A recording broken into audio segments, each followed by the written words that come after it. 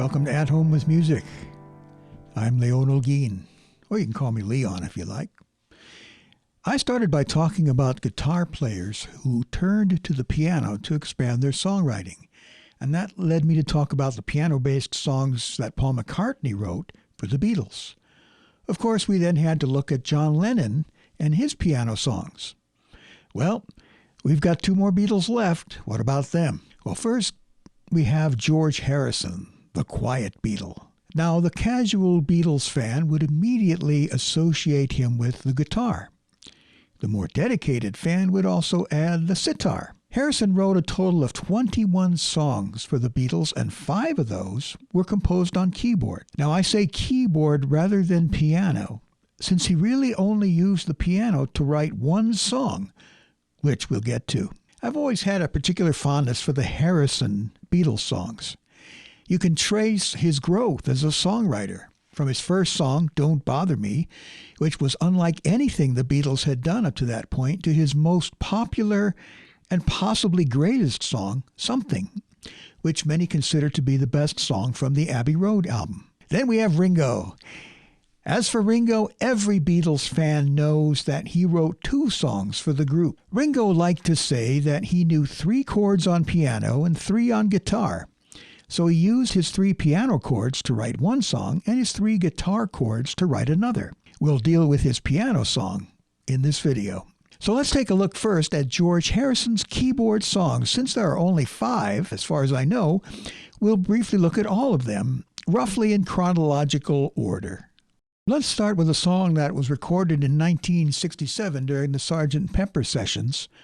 It's Only a Northern Song. This song wasn't released until the Yellow Submarine soundtrack early in 1969. At this point, Harrison was interested in playing the organ, and he used the organ to write this song. And if you listen to the recording, you find that the organ features prominently in the recording, along with a lot of random noise. Here's what George himself had to say about this song. Only a Northern Song was a joke relating to Liverpool, the holy city in the north of England. The song was copyrighted Northern Songs Limited, which I don't own. So it doesn't really matter what chords I play, as it's only a Northern song. The song starts out with this strange introduction featuring the organ, so it's something like this.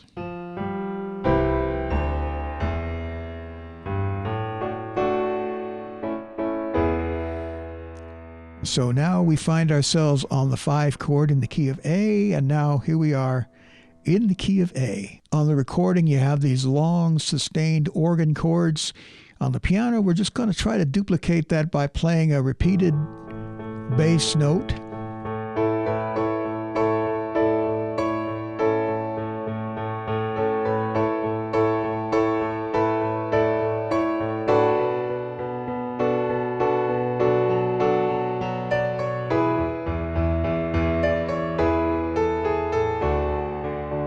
And then that repeats.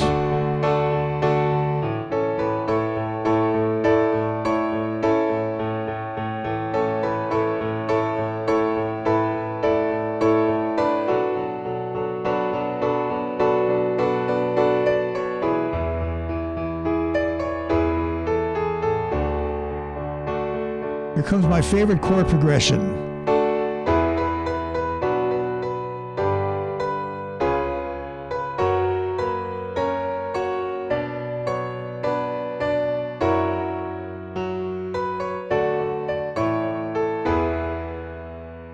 So that gets me every time. The first time I heard that, I thought, wow, what did he do there? He went E, B minor, G. So you have the bass going down. It's going from E to B to G, and then all of a sudden, C sharp 7. So that's definitely a chord progression that you'd more likely come up with on a keyboard than you would on guitar. Maybe you would on guitar. I suppose you could. But what makes this chord progression hang together, even though it's so unusual, is that common note that's in every chord. And so the melody's just hanging out on B.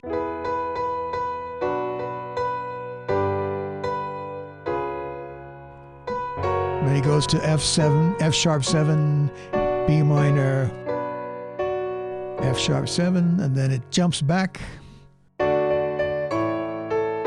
Now we're back on the 5 chord in the key of A, and now we're back in the key of A. And then the recording has all kinds of crazy noise on there. It's definitely a psychedelic song. The next George Harrison keyboard song I'd like to look at is from the Sgt. Pepper album. It's Within You, Without You. And now this song was Harrison's second full-blown Indian-style recording after Revolver's Love You Too.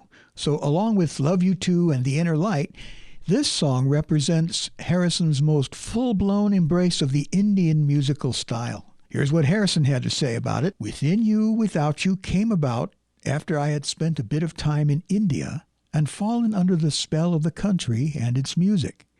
I had brought back a lot of instruments. It was written at Klaus Bormann's house in Hampstead after dinner one night. The song came to me when I was playing a pedal harmonium.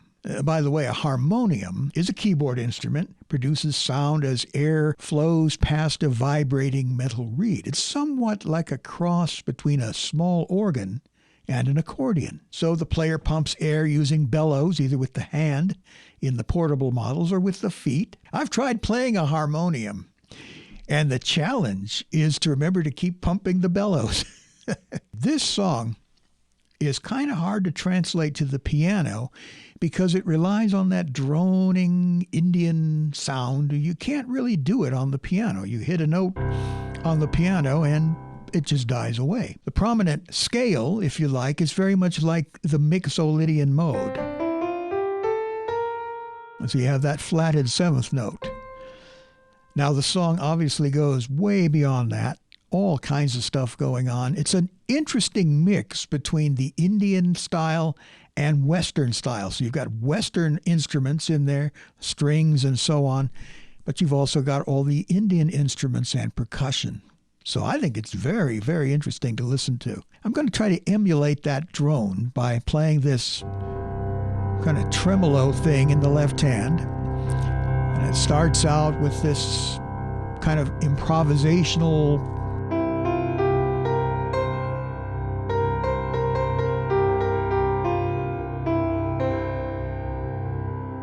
and then the melody comes in.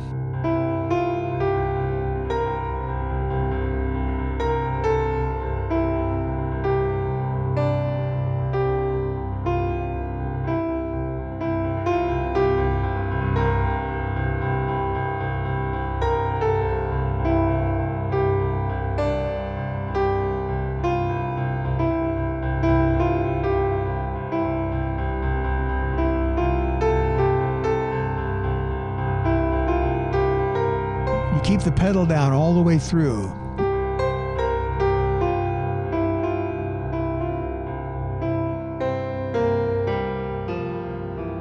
Of course, your left hand starts to get a little bit tired after a while. But that's about the best way that you could play this particular song. The next Harrison song is called It's All Too Much.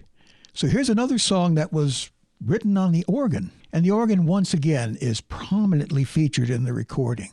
It's essentially a 2-chord song with G major most of the time and some brief excursions to C over G. Here's what Harrison had to say about it. It's All Too Much was written in a childlike manner from realizations that appeared during and after some LSD experiences and which were later confirmed in meditation. Okay then. And interestingly, like Within You, Without You, it's basically you got this bass that just stays on G the whole time, pretty much. So once again, since I can't hold a note indefinitely like you would on the Hammond organ, I'll have to just continue to play a G on every beat. So you have this G in the bass, and then the melody comes in.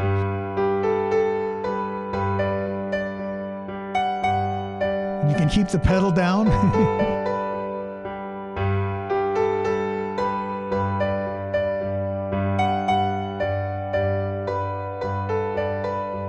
Now we could actually fill out the right hand a little bit, make it a little more interesting.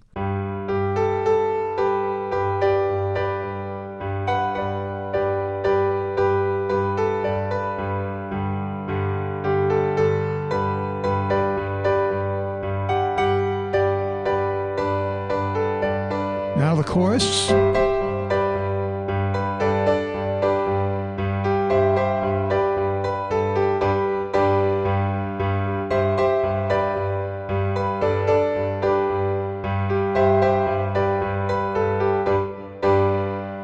Well, as you can see, that is essentially the song. It doesn't really do a lot harmonically. We don't really go to too many other chords. But once again, there's a lot of stuff going on in the original recording that will keep your interest. This is one of those songs that rewards repeated listenings. You hear different things every time. And of course, that's one of the things the Beatles were masters at, to make their recordings re-listenable, if that's a word. All right, let's take a look at another George Harrison keyboard song. This one's called Blue Jay Way. And this Harrison song appears on the Magical Mystery Tour soundtrack, and it was composed in the Hollywood Hills on August 1st, 1967.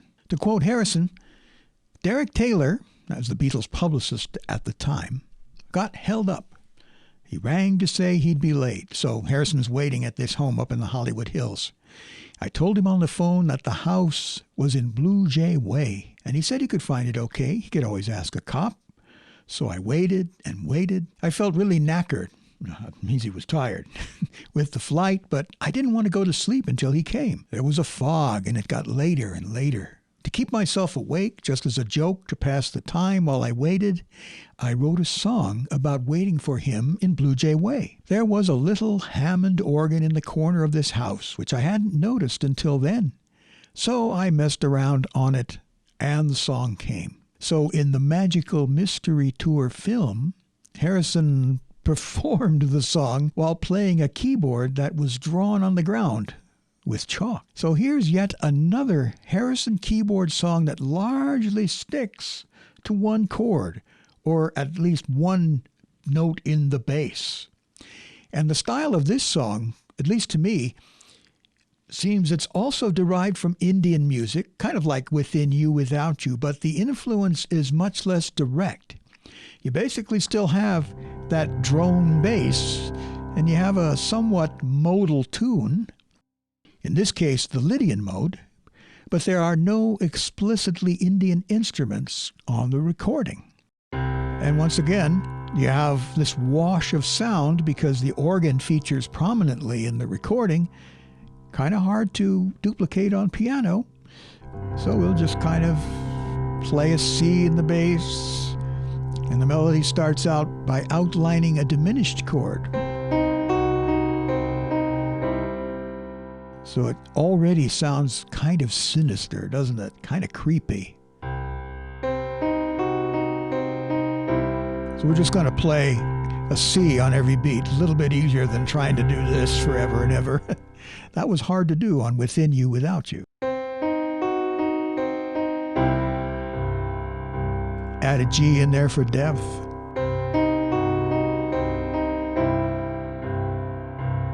And then another diminished chord melody ends on this wild F sharp, and it finally resolves.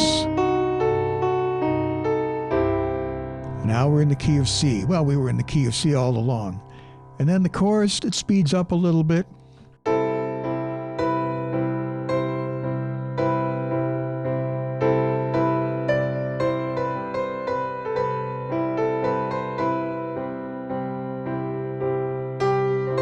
Whoops, starts on an A.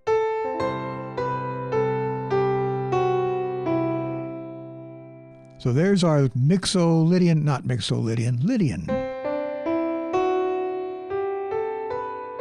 You have that raised fourth.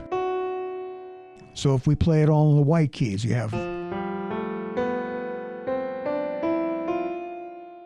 But now it's in C. And once again, it gives the song a very almost Indian type sound.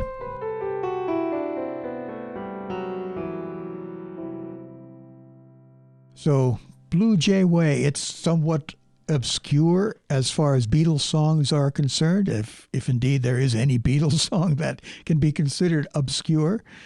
certainly not a lot of folks' favorite song. Oh boy, let's play Blue Jay Way. And there aren't too many cover versions of it either. But I still think it's very interesting that to me, that Indian influence is still there. It seems like the songs that Harrison wrote on keyboard, with the next one being a notable exception, still have this kind of droning sound and very little harmonic movement.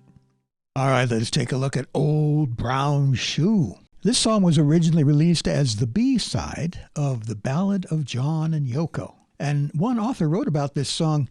He said this was a B-side from an era when B-sides were worth flipping a single for.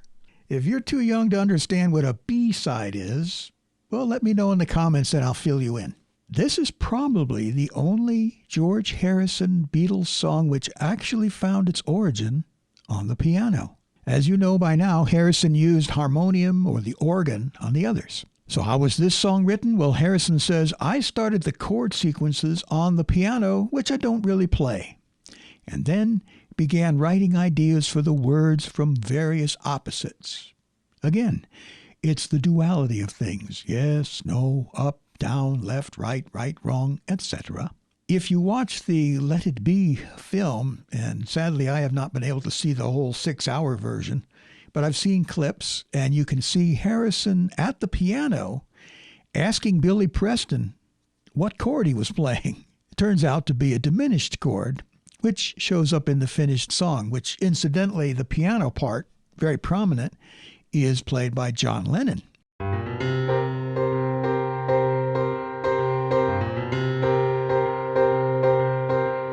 Now, this song's a challenge to play because while we are basically in the key of C, there's some blue notes in there. You know, you've got this E flat showing up in the melody, and he kind of slides into it. Now, I can't really slide notes here on the piano, or this keyboard, for example. So we do the best we can. So here's the opening. We kind of have this shuffle beat going on.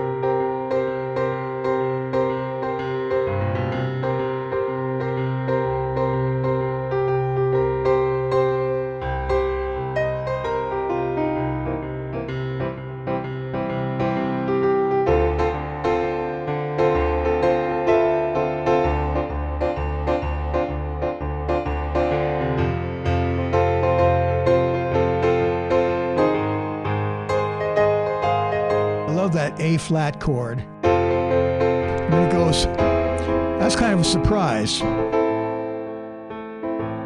So somehow we've made our way from C major to A minor, but then it jumps right back. And of course there's that little guitar riff that Harrison plays throughout the recording that it's a real hook.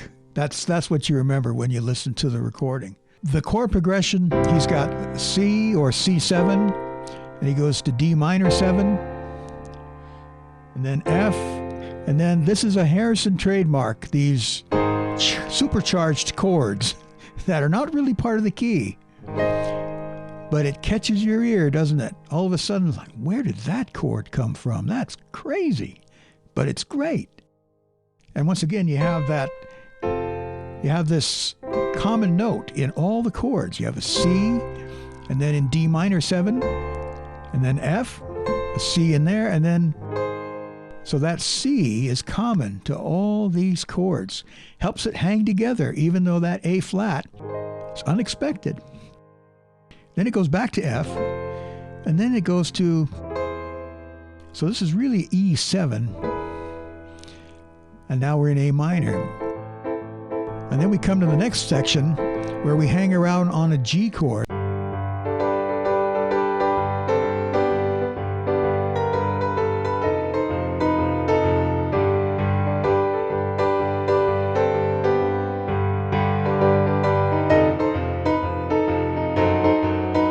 There's that diminished chord.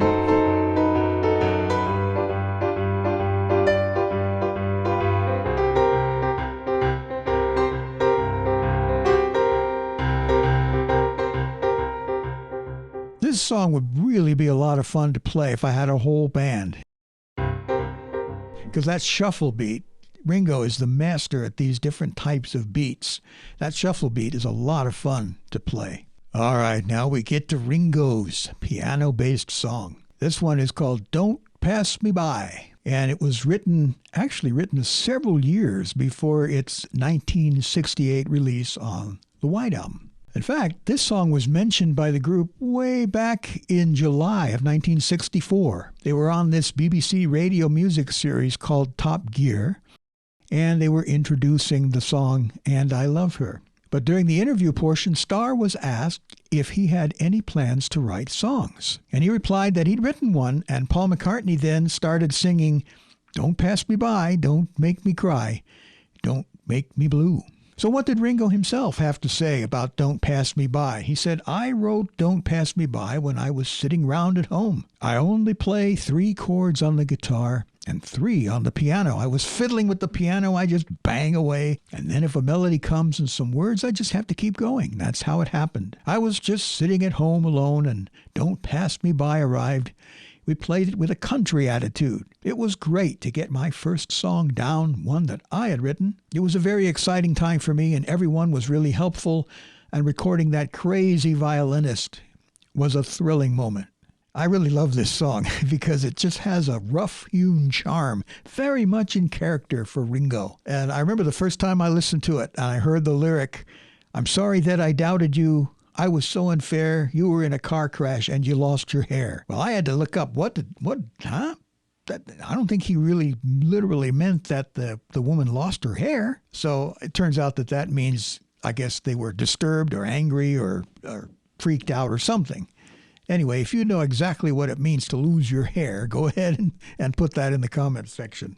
I know there are a lot of knowledgeable Beatles fans out there, but we just basically have in this song the old country two-step.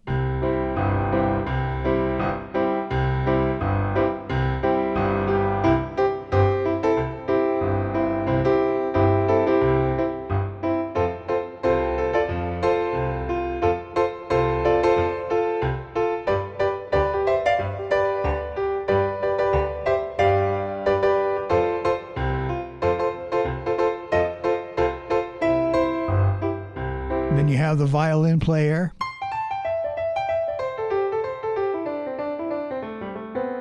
Whoops. Violins can't hit 2 notes at once like that. There you go. That's basically the whole thing. Of course, there's the chorus.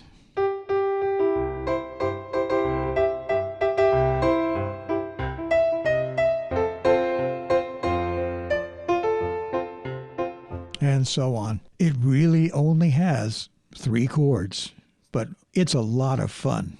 So that's Don't Pass Me By, Ringo Starr's only piano-based keyboard song. If you ever see a live recording or see a clip of a live recording of Ringo doing it with his all-star band, and boy, they put on some really great shows.